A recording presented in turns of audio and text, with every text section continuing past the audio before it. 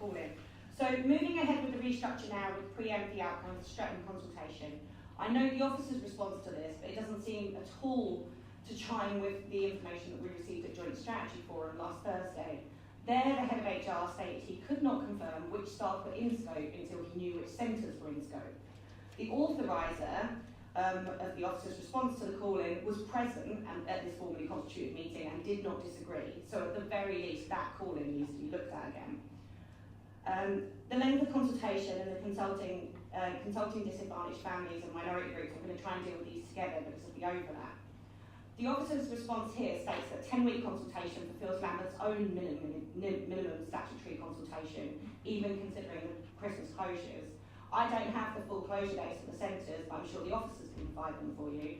From my own records, I have most centres closing for Christmas in the 2nd or 3rd week of December, and most opening in the 2nd week of January.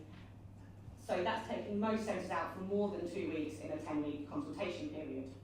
The centres aren't just the only community access to support to fill out the consultation form. They were also, outside of our campaign, the main way that service users heard about the consultation.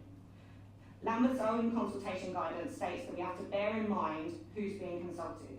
This group of service users is some of our most isolated and vulnerable, and just about scraping our own minimum standards is inadequate. Failing to meet them is completely unacceptable. Which brings us to consulting disadvantaged families and minority groups. We're very glad that the Council took on our suggestion that meetings would be held in the centres, and we note that those meetings show proportionally more ethnic minority families and speakers of other languages. But it must be pointed out that the majority, 64% of responses recorded, are from the online surveys, and that is a disproportionately white British cohort. That discrepancy reflects the fact that each centre only had one consultation meeting, with not very much notice, which isn't appropriate for the families who are being consulted. We should also look at the quality and the data capture from these meetings. The consultation meetings were not run by the consultation and engagement team. They were fronted by politicians, which I highlighted to Democratic Services and Legal at the time, because it was also in a pre-election period, and the format was particularly inappropriate.